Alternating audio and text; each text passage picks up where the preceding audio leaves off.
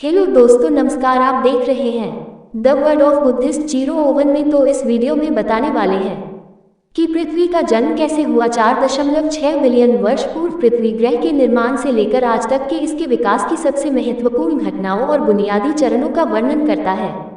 एक प्राकृतिक विज्ञान की लगभग सभी शाखाओं ने पृथ्वी के इतिहास की प्रमुख घटनाओं को स्पष्ट करने में अपना योगदान दिया है। पृथ्वी की आयु ब्रह्मांड की आयु की लगभग 1/3 है।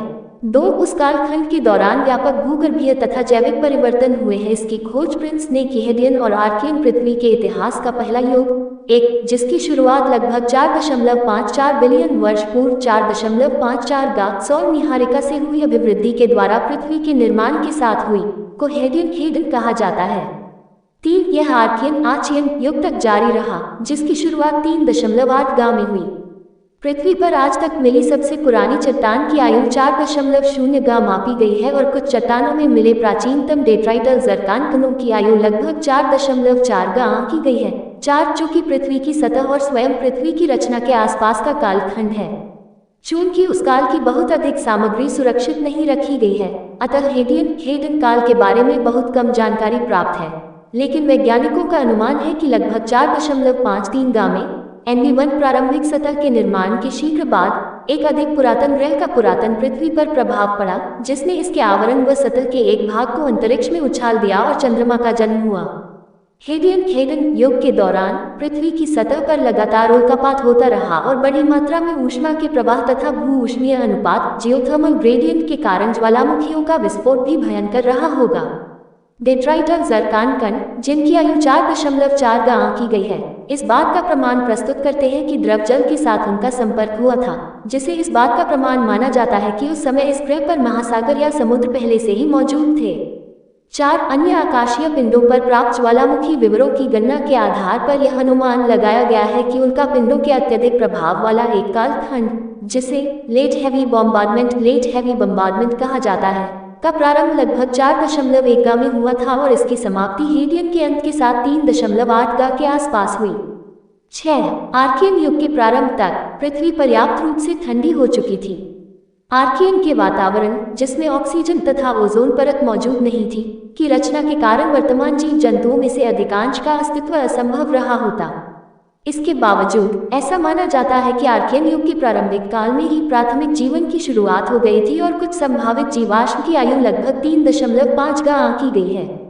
7, हालांकि कुछ शोधकर्ताओं का अनुमान है कि जीवन की शुरुआत शायद प्रारंभिक हेडियन काल के दौरान लगभग 4.4 गा पूर्व हुई होगी और पृथ्वी की सतह के नीचे हाइड्रोथर्मल छिद्रों में रहने के कारण भी संभावित लेट हैवी बॉम्बार्डमेंट काल में उनका अस्तित्व बच सका। 8, सौर मंडल की उत्पत्ति। सौर मंडल, जिसमें पृथ्वी भी शामिल है, का निर्माण अंतरतारकीय धूल तथा गैस, जिसे सौर निहारिका कहा जाता है, के एक घूमते हुए बादल से हुआ, जो कि आकाशगंगा के केंद्र का चक्कर लगा रहा था। ये बिग बैंग 13.7 गा के कुछ ही समय बाद निर्मित हाइड्रोजन व हीलियम तथा अभिनव तारों द्वारा उत्सर्जित भारी तत्वों से मिलकर बना था। 9, लगभग 4.6 गा में संभवतः किसी निकटस्थ अभिनव तारे की आक्रामक लहर के कारण सौर निहारिका के सिकुड़ने की शुरुआत हुई थी। संभव है कि इस तरह की किसी आक्रामक तरंग के कारण ही निहारिका के घूमने व कोणीय आवेग प्राप्त करने की शुरुआत हुई हो। धीरे धीरे जब बादल इसकी घूर्णन गति को बढ़ाता गया, तो गुरुत्वाकर्षण तथा निष्क्रियता के कारण यह एक सूक्ष्म ग्रहीय चक्री के आकार में रूपांतरित हो गया, जो कि इसके घूर्णन के अक्ष के लंबवत थी। इसका अधिकांश भार इसके केंद्र में एकत्रित हो गया और गर्म होने लगा, लेकिन अन्य बड़े अवशेषों के कोणीय आवेग तथा टकराव के कारण सूक्ष्म व्यतिक्रमों का निर्माण हुआ, जिन्होंने एक ऐसे माध्यम की रचना की जिसके द्वारा कई किलोमीटर की लंबाई वाले सूक्ष्म ग्रहों का निर्माण प्रारंभ हुआ, जो कि निहारिका के केंद्र के चारों ओर घूमने लगे। पदार्थों के गिरने, घूर्णन की गति में वृद्धि तथा गुरुत्वाकर्षण के दबाव ने केंद्र में अत्यधिक गतिज ऊर्जा का निर्माण किया। किसी अन्य प्रक्रिया के माध्यम से एक ऐसी गति जो कि इस निर्माण को मुक्त कर पाने में सक्षम हो, पर उस ऊर्जा को किसी अन्य स्थान पर स्थानांतरित कर पाने में इसकी अक्षमता के परिणामस्वरूप चक्री का केंद्र गर्म होने लगा। अंततः हीलियम में हाइड्रोजन के नाभिकीय गलन की शुरुआत हुई और अंततः संकुचन के बाद एक टिटोरी तारे टिटोरी स्टार के जलने से सूर्य का निर्माण हुआ। इसी बीच गुरुत्वाकर्षण के कारण जब पदार्थ नए सूर्य की गुरुत्वाकर्षण सीमाओं के बाहर पूर्व में बाधित वस्तुओं के चारों ओर घनीभूत होने लगा, तो धूल के कण और शेष सूक्ष्म ग्रहीय चक्री छल्लों में पृथक होना शुरू हो गई। समय के साथ साथ बड़े खंड एक दूसरे से टकराए और बड़े पदार्थों का निर्माण हुआ जो अंततः सूक्ष्म ग्रह बन गए। 10 इसमें केंद्र से लगभग 150 मिलियन किलोमीटर की दूरी पर स्थित एक संग्रह भी शामिल था, पृथ्वी। इस ग्रह की रचना 1% अनिश्चितता की सीमा के भीतर लगभग 4.54 बिलियन वर्ष पूर्व हुई एक और इसका अधिकांश भाग 10-20 मिलियन वर्षों के भीतर पूरा हुआ। 11 नवनिर्मित टिटौरी तारे की सौर वायु ने चक्री के उस अधिकांश पदार्थ को हटा दिया जो बड़े पिंडों के रूप में घनीभूत नहीं हुआ था। कंप्यूटर सिमुलेशन ये दर्शाते हैं कि एक सूक्ष्म ग्रहीय चक्री से ऐसे पार्थिव ग्रहों का निर्माण किया जा सकता है जिनके बीच की दूरी हमारे सौर मंडल में स्थित ग्रहों के बीच की दूरी के बराबर हो। 12 अब व्यापक रूप से स्वीकार की जाने वाली निहारिका की अवधारणा के अनुसार जिस प्रक्रिया से सौर मंडल के ग्रहों का उदय हुआ वही प्रक्रिया ब्रह्मांड में बनने वाले सभी नए तारों के चारों ओर अभिवृद्धि चक्रियों का निर्माण करती है, जिनमें से कुछ तारों से ग्रहों का निर्माण होता है। 13 पृथ्वी के केंद्र तथा पहले वातावरण की उत्पत्ति। पुरातन पृथ्वी का विकास अभिवृद्धि से तब तक होता ही रहा जब तक कि सूक्ष्म ग्रह का आंतरिक भाग पर्याप्त रूप से इतना गर्म नहीं हो गया कि भारी लौह धातुओं को पिघला सके। ऐसे द्रव धातु जिनके घनत्व अब उच्चतर हो चुका था पृथ्वी के भार के केंद्र में एकत्रित होने लगे। इस तथाकथित लौह प्रलय के परिणामस्वरूप एक पुरातन आवरण तथा एक धातु का केंद्र पृथ्वी के निर्माण के केवल 10 मिलियन वर्षों में ही पृथक हो गए, जिससे पृथ्वी की स्तरीय संरचना बनी और पृथ्वी के चुंबकीय क्षेत्र का निर्माण हुआ। पुरातन ग्रह पर पदार्थों के संचयन के दौरान गैसीय सिलिका के एक बादल ने अवश्य ही पृथ्वी को घेर लिया होगा, जो बाद में इसकी सतह पर ठोस चट्टानों के रूप में घनीभूत हो गया। अब इस ग्रह के आसपास सौर निहारिका के प्रकाशीय एटमोफाइल तत्वों, जिनमें से अधिकांश हाइड्रोजन व हीलियम से बने थे, का एक प्रारंभिक वातावरण शेष रह गया, लेकिन सौर वायु तथा पृथ्वी की ऊष्मा ने इस वातावरण को दूर हटा दिया होगा। जब पृथ्वी की वर्तमान त्रिज्या में लगभग 40% की वृद्धि हुई तो इसमें परिवर्तन हुआ और गुरुत्वाकर्षण ने वातावरण को रोक कर रखा, जिसमें पानी भी शामिल था। विशाल संघात अवधारणा। पृथ्वी का अपेक्षाकृत बड़ा प्राकृतिक उपग्रह चंद्रमा अद्वितीय है। NB2 अपोलो कार्यक्रम के दौरान चंद्रमा की सतह से चट्टानों के टुकड़े पृथ्वी पर लाए गए। इन चट्टानों की रेडियोमेट्रिक डेटिंग से यह पता चला है कि चंद्रमा की आयु 4527 जोड़ या घटाव 10 मिलियन वर्ष है, 14 जो कि सौर मंडल के अन्य पिंडों से लगभग 30 से 55 मिलियन वर्ष कम है। 15 नए प्रमाणों से यह संकेत मिलता है कि चंद्रमा का निर्माण शायद और भी बाद में सौर मंडल के प्रारंभ के 4.48 जोड़ या घटाव 0.02 या 70-110 बाद हुआ होगा। 5 एक अन्य उल्लेखनीय विशेषता चंद्रमा का अपेक्षाकृत कम घनत्व है, जिसका अर्थ अवश्य ही यह होना चाहिए कि इसमें एक बड़ा धातु का केंद्र नहीं है, जैसा कि सौर मंडल के आकाशीय पिंडों में होता है। चंद्रमा की रचना ऐसे पदार्थों से हुई है जिनकी पृथ्वी के आवरण व ऊपरी सतह पृथ्वी के केंद्र के बिना से बहुत अधिक समानता है। इससे विशाल प्रभाव अवधारणा का जन्म हुआ है, जिसके अनुसार एक प्राचीन ग्रह के साथ पुरातन पृथ्वी के एक विशाल संघात के दौरान पुरातन पृथ्वी तथा उस पर संघात करने वाले उस ग्रह की सतह पर हुए विस्फोट के द्वारा निकले पदार्थ से चंद्रमा की रचना हुई। 16-17 ऐसा माना जाता है कि वह संघातकारी ग्रह, जिसे कभी कभी थियस भी कहा जाता है, आकार में वर्तमान मंगल ग्रह से थोड़ा छोटा रहा होगा। संभव है कि उसका निर्माण सूर्य व पृथ्वी से 150 मिलियन किलोमीटर दूर उनके चौथे या 5वें लैग्रेंजियन बिंदु लैग्रांजियन पॉइंट पर पदार्थ के संचयन के द्वारा हुआ हो।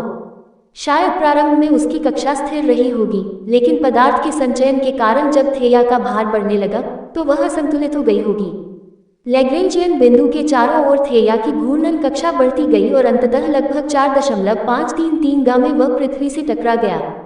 18 NB1 मॉडल ये दर्शाते हैं कि जब इस आकार का एक संघातकारी ग्रह एक निम्न कोण पर तथा अपेक्षाकृत धीमी गति 8-20 किलोमीटर सेकंड से पुरातन पृथ्वी से टकराया, तो पुरातन पृथ्वी तथा प्रभावकारी ग्रह की भीतरी परत व बाहरी आवरणों से निकला अधिकांश पदार्थ अंतरिक्ष में उछल गया, जहां इसमें से अधिकांश पृथ्वी के चारों ओर स्थित कक्षा में बना रहा। अंततः इसी पदार्थ ने चंद्रमा की रचना की। हालांकि संघातकारी ग्रह के धातु सदृश तत्व पृथ्वी के तत्व के साथ मिलकर इसकी सतह के नीचे चले गए, जिससे चंद्रमा धातु सदृश तत्वों से वंचित रह गया। 19 इस प्रकार विशाल संघात अवधारणा चंद्रमा की असामान्य संरचना को स्पष्ट करती है। 20 संभव है कि पृथ्वी के चारों ओर स्थित कक्षा में उत्सर्जित पदार्थ 2 सप्ताहों में ही एक पिंड के रूप में घनीभूत हो गया हो। अपने स्वयं के गुरुत्वाकर्षण के प्रभाव में यह उत्सर्जित पदार्थ एक अधिक वृत्ताकार पिंड में बदल गया। चंद्रमा 21 रेडियोमेट्रिक गणना ये दर्शाती है कि पृथ्वी का अस्तित्व इस संघात के कम से कम 10 मिलियन वर्ष पूर्व से ही था, जो कि पृथ्वी के प्रारंभिक आवरण व आंतरिक परत के बीच विभेद के लिए पर्याप्त अवधि है। इसके बाद जब संघात हुआ तो केवल ऊपरी आवरण के पदार्थ का ही उत्सर्जन हुआ तथा पृथ्वी के आंतरिक आवरण में स्थित भारी साइडरोफाइल तत्व इसे अछूते ही रहे।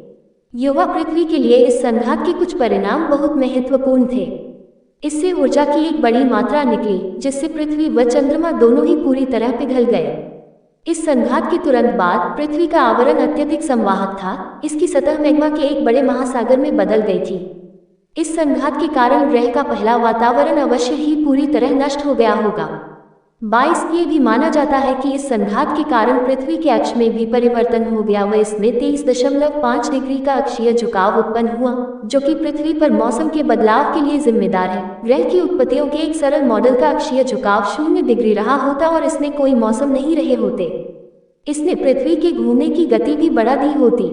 महासागरों और वातावरण की उत्पत्ति। चूंकि विशाल संघात के तुरंत बाद पृथ्वी वातावरण विहीन हो गई थी, अतः ये शीघ्र ठंडी हुई होगी। 150 मिलियन वर्षों के भीतर ही बेसल्ट की रचना वाली एक ठोस सतह अवश्य ही निर्मित हुई होगी। वर्तमान में मौजूद फेल्सिक महाद्वीपीय परत तब तक अस्तित्व में नहीं आई थी। पृथ्वी के भीतर आगे विभेद केवल तभी शुरू हो सकता था जब ऊपरी परत कम से कम आंशिक रूप से पुनः ठोस बन गई हो। इसके बावजूद प्रारंभिक आर्कियन लगभग 3.0 गाग में ऊपरी सतह वर्तमान की तुलना में बहुत अधिक गर्म, संभवतः 1600 डिग्री सेल्सियस के लगभग थी। इस ऊपरी परत से भाप निकली और ज्वालामुखियों द्वारा और अधिक गैसों का उत्सर्जन किया गया, जिससे दूसरे वातावरण का निर्माण पूरा हुआ।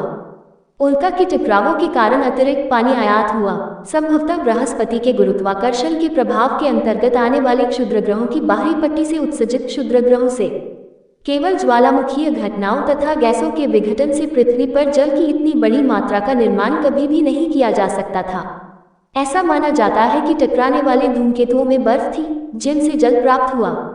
23 हालांकि वर्तमान में अधिकांश धूमकेतु कक्षा में सूर्य से नेपच्यून से भी अधिक दूरी पर हैं, लेकिन कंप्यूटर सिमुलेशन ये दर्शाते हैं कि मूलतः वे सौर मंडल के आंतरिक भागों में अधिकाम थे। हालांकि पृथ्वी पर स्थित अधिकांश जल इससे टकराने वाले छोटे पुरातन ग्रहों से व्युत्पन्न किया गया था, जिनकी तुलना बाहरी ग्रहों के वर्तमान छोटे बर्फीले चंद्रमाओं से की जा सकती है।